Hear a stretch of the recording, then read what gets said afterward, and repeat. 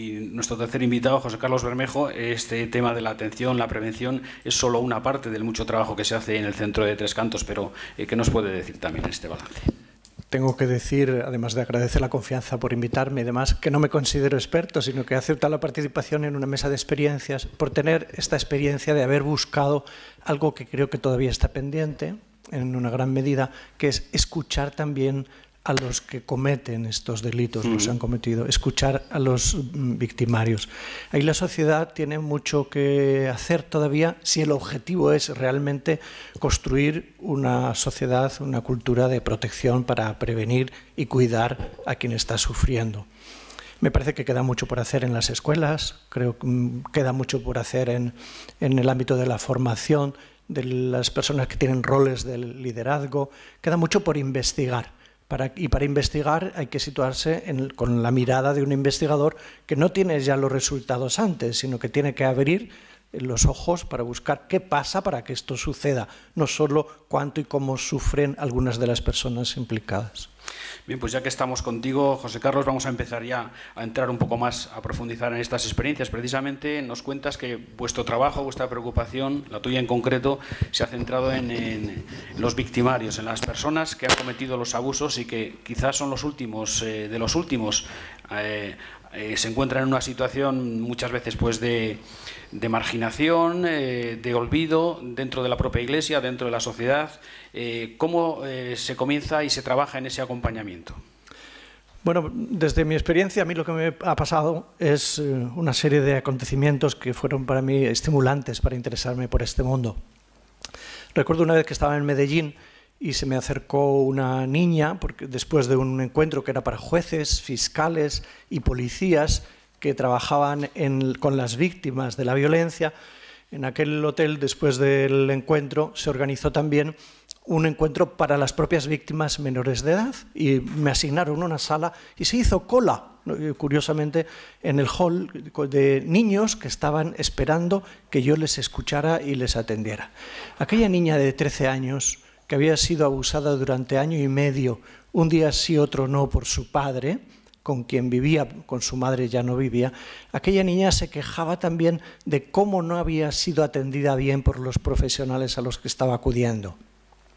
Se había quedado embarazada, había abortado, ahora ya se sentía una mujer, tenía 13 años, y decía que ya no conseguía vivir a su edad sin relaciones sexuales y que su mamá la iba a ayudar para hacer planificación y no quedarse de nuevo embarazada. Aquello me llegó mucho, me hizo pensar no solo en lo que le estaba pasando a ella, sino lo que le estaba pasando a su papá, para que esto se produjese en un contexto en el que su papá también, para satisfacer sus impulsos sexuales, también contaba con una nueva pareja. Por lo tanto, no era lo que buscaba la satisfacción de sus impulsos sexuales, sino que tenía otro grandísimo problema. Un día en mi despacho me llamó una madre de un joven abusado de cualquier lugar que no quiero recordar y me dijo: José Carlos, yo no te conozco, pero te he escuchado y sé que estás interesado por esto. Ayuda a ese sacerdote que ha abusado de mi hijo para que no abuse de ninguno más. Me metió en un aprieto, porque naturalmente nosotros en nuestro centro de escucha, en Los Camilos, pues estamos interesados por la gente que sufre y parece como que la gente que sufre pues está definida en este mundo pues por las víctimas de este tipo de violencia. Me di cuenta de que si quería realmente aportar algo, también tenía que escuchar aquella llamada de aquella madre que no quería denunciar a nadie, ni quería protestar por lo que le había pasado a su hijo, según me decía. Lo único que me pedía es ayuda a aquel sacerdote y el objetivo, para que no abuse de ninguno más, porque ha abusado de mi hijo. Esto me interpeló también mucho. En otra ocasión, porque son experiencias, ¿verdad? En otra ocasión, no sé, yo creo que la iniciativa de algún obispo terminó que me llegó un presbítero, me parece que derivado, para que yo le hiciera dirección espiritual con él, o acompañamiento espiritual, o como se quiera llamar, y se apuntó a un máster con nosotros. Y me resultó también muy duro encontrarme con una persona que buscaba el bien, que tenía una gran inmadurez, que sufría muchísimo y que quería no seguir haciendo el mal en el futuro. Me fue difícil porque lo que experimenté es también que a quien yo atendía, que era aquel presbítero, lo que más quería era espiritualizar la realidad, la situación, y yo lo que más quería era aterrizar y humanizar la experiencia y el mal y ayudarle a tomar conciencia y a reparar lo que estaba sucediendo y reconocer la gran vulnerabilidad que él tenía para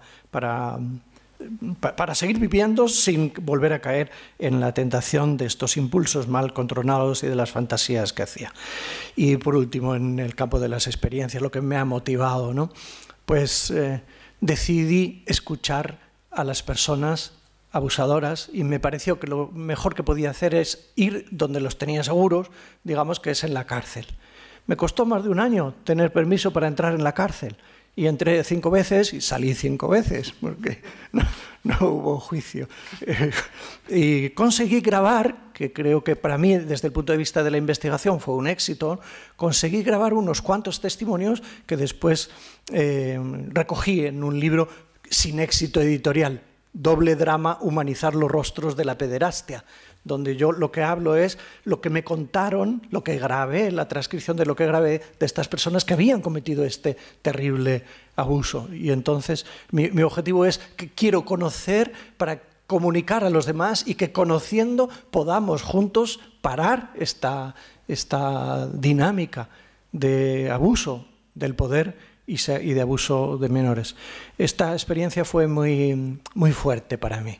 Descubrí que cada abusador tiene un rostro.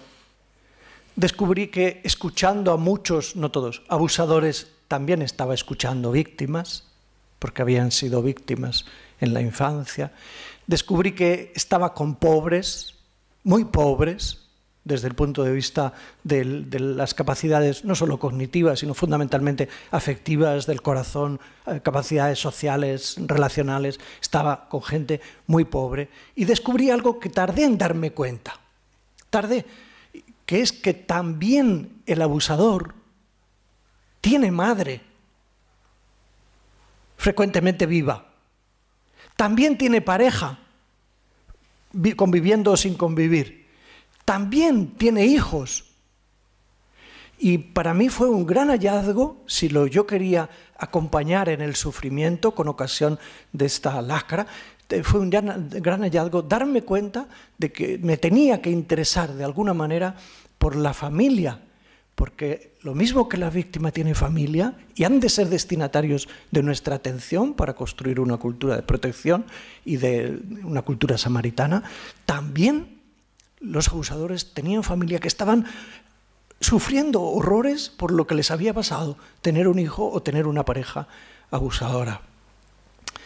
A veces me he preguntado, termino esta intervención, a veces me he preguntado, ¿qué pasa con la parábola del buen samaritano? ¿Dónde está el redactor que no nos dijo nada de la actitud ante el maleante? Si nos encontramos con él o si le tenemos que buscar. El vete y haz tú lo mismo nos interpela en primera instancia muy fácilmente a cuando te encuentres al malherido. Pero, bueno, esta es una provocación para mí mismo, ¿verdad? Fundamentalmente. Pero me tengo que interesar por el que le generó, el que le apaleó. Me tengo que interesar por los destinatarios, no solo por los destinatarios de la violencia, sino porque ¿qué le pasó a este para haber llegado a apalear y haberle dejado abandonado en el camino? Y para mí la respuesta es que nos tenemos que interesar si lo que realmente buscamos es una cultura de la protección. José Carlos, desde tu punto de vista, ¿se están haciendo bien las cosas? Sobre todo se han hecho bien las cosas en cuanto a los protocolos de acompañamiento de las víctimas, es decir, también es una pregunta para los demás, pero ese acompañamiento que exige pues mantener el anonimato, responder muchas veces, después hablaremos de los medios, me gustaría también, pero responder ante los medios de comunicación, ofrecer claridad cuando surge una noticia de estas. ¿Cómo ves tú la situación? ¿En qué echas de menos que se podría haber mejorado en este sentido? Yo no soy experto como para hacer un análisis de lo que se ha hecho y lo que queda por hacer. Me siento muy limitado en la valoración. Más bien pienso que son ellos los expertos en esto. Lo que sí que creo es que en estos últimos años estamos caminando por la senda que nos ha marcado don Carlos en la presentación, por la senda de la verdad, de la búsqueda de la verdad. Lo contrario al ocultamiento, lo contrario a la complicidad, lo contrario a no darle importancia. Queda mucho por hacer. Yo creo que los protocolos, que podrán valorar ellos si están bien o quedan, creo que eso es insuficiente en todo caso. A mí me cuesta mucho que arranque el tema cuando lo planteo en las acciones formativas que buscan en otros contextos, ¿no? Sobre duelo, que buscan humanizar la asistencia sanitaria, humanizar la docencia. No arranca el tema porque es difícil entrar en el ámbito educativo. Es difícil. En cuanto uno empieza a decir algo sobre este tema, provocando que alguien levante la mano o que alguien después pida que profundicemos sobre el asunto, en una asamblea cualquiera, pues lo normal es que haya el 20-25% de las personas que han sido víctimas, con lo cual estás hablando de algo que está tocando mucho y que tienes miedo que el de al lado esté pensando en que si tú también eres víctima. Esto hace que se aborde con mucha dificultad y en este sentido todos los protocolos que se hagan serán insuficientes mientras no trabajemos también en sentido educativo, en el ámbito escolar, en la catequesis, en la formación de profesionales de la ayuda y del acompañamiento. Cuento que una vez yo invité a un abusador a una acción académica nuestra de clausura, como es esta también en el fondo, ¿no? De clausura de un año académico, de un programa formativo. Invité a un abusador como acto académico, no como un invitado de honor, sino como acto académico. Le senté en la silla, en el escenario. Podía venir porque también, estando en la cárcel, tenía permisos ya en el momento de tercer grado y demás. Fue muy difícil para mí conseguir traerlo y hacer la difusión normal de aquella acción formativa, porque a mi alrededor hubo mucha resistencia. Mis propios compañeros y compañeras me decían: estamos aquí atendiendo a las ovejas y tú estás invitando al lobo. Nos vamos a contradecir y lo que van a decir de nosotros por hacer Yo quería hacer un acto académico, no una exhibición. Es decir, hacer de aquello una experiencia de aprendizaje. Fue muy hermosa. Vino mucha gente al acto académico, además de los alumnos. Fue muy hermosa. Le hice ver, si se puede decir así, la película No tengas miedo, fragmentos de la película No tengas miedo, sí, efectivamente, que es un padre que abusa de su hija y se muestra también cómo se genera una dependencia de la complejidad de lo que pasa en la víctima, ¿no? Que después hasta llega a pedir que vuelva a abusar de ella en la trama. Esto forma parte de la experiencia de algunas personas, ¿no? Esta dependencia, si no del sexo, pues hasta del propio abusador. Así es de perversa la dinámica del abusador, ¿no? Para generar esto. Bueno, en aquella sesión, mientras que lo primero fueron resistencias, nos traes al lobo, y en aquella sesión algunas personas levantaron la mano y pidieron: ¿puedo subir al escenario a darle un abrazo al abusador? Otras personas estaban esperando que terminara la sesión para, en el momento de tomar un café y unas pastitas después, buscarle para intentar comprender mejor qué le pasa al abusador para que se haya producido en él la acción de lo que en mí o en mi familia ha sido la víctima. Alguien me dijo: ¿cómo se va a marchar? Digo: pues creo que se va en autobús. Y para que nadie le viera, se fue a la parada del autobús donde este abusador cogería el autobús de regreso para conversar con él. Fue una experiencia grandemente reconciliadora y exploradora de las dinámicas que yo creo que necesitamos conocer para poder trabajar en una cultura de la protección.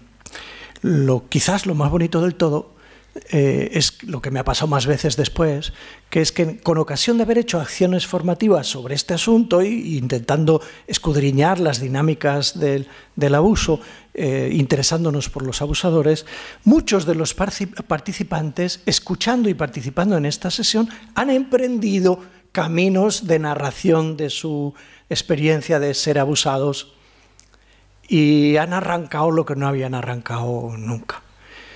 Recuerdo una mujer que a ver si consigo no decir el nombre, recuerdo una mujer que escuchó a este abusador y después estaba esperándome en el pasillo para decir: yo he sido víctima de pequeña, una mujer de mi edad más o menos, y el que abusó de mí tantas veces cuando yo era pequeña, después llevó su vida, se casó, yo también, tengo 2 hijos, él también tiene 2 hijos, y con ocasión de que ha enfermado a su marido, me ha buscado, ahora ya mamá adulta, me ha buscado otra vez para seguir abusando de mí ahora de adulta.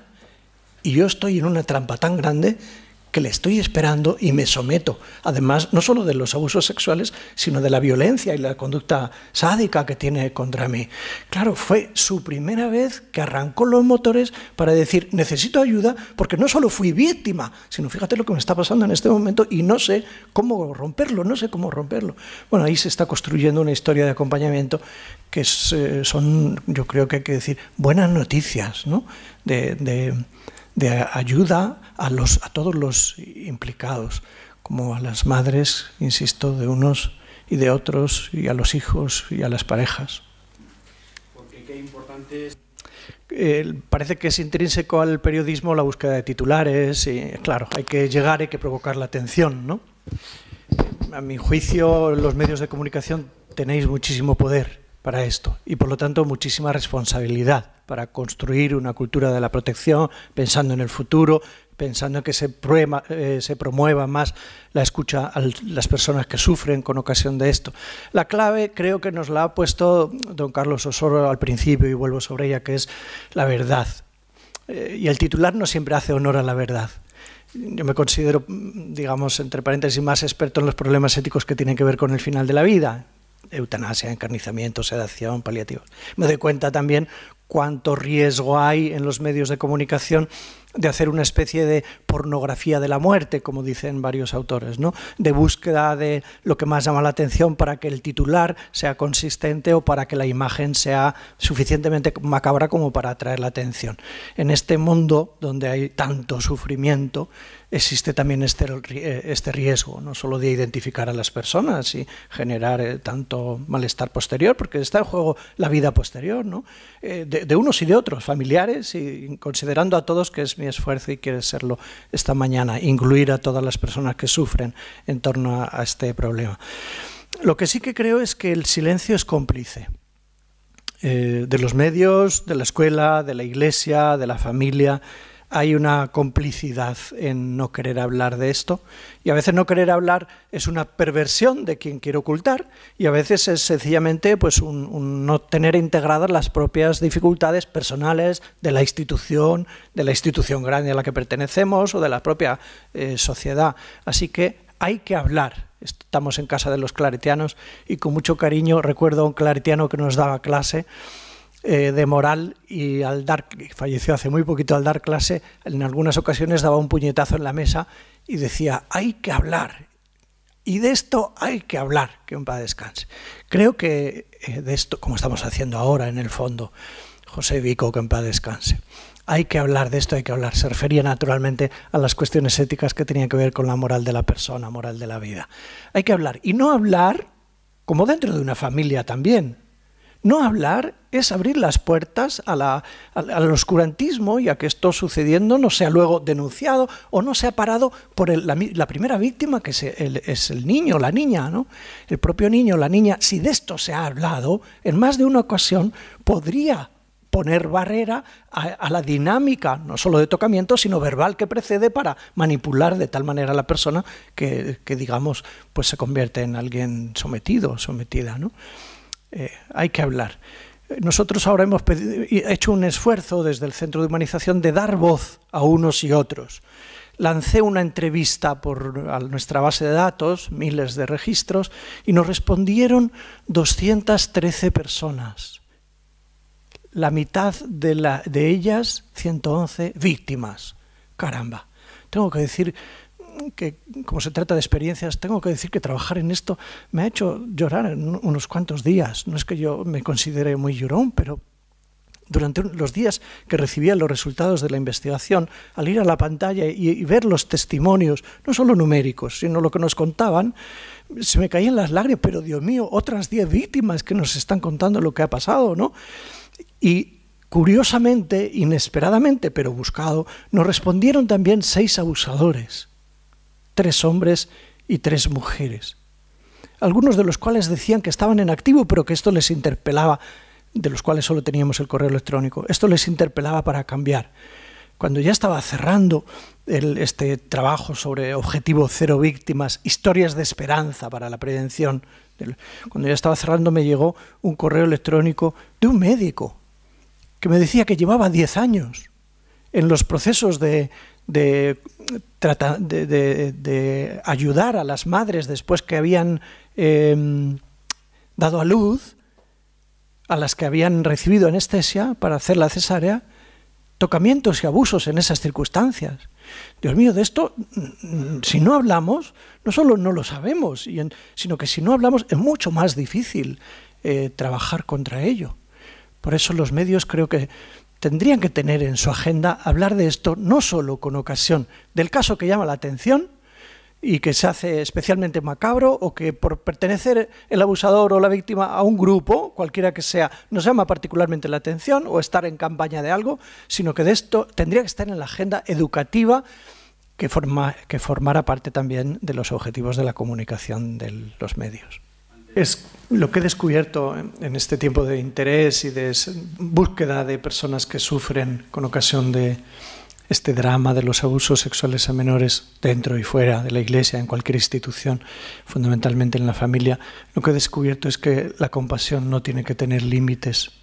La compasión no nos tiene que parar ante un colectivo de sufrientes, sino la compasión no es dar la razón, no es minimizar, mucho menos, la experiencia del drama vivido, ¿no? La Sagrada Escritura está así: sentirse tocado por dentro, no poder no hacer nada, por lo tanto sentirse obligado a desplegar una conducta eficaz de socorro, de ayuda. La compasión no tiene límites, ha de llegar a todas las personas implicadas. Nos complementamos en esto y creo que es muy bueno. Las sensibilidades diferentes, creo que es muy bueno que nos complementemos, que no se nos olviden esos que pueden ser más fácilmente, pueden estar más lejos de nuestro objeto de atención, que son las familias de unos y de otros, la mamá, ¿no? La esposa, el marido de unos y otros, que se han encontrado con esta experiencia tan dramática de que mi hijo, mi marido, es abusador, Dios mío, es víctima. Estas familias también necesitan reconstruir sus corazones. Así es que la compasión no tiene límites. Miguel.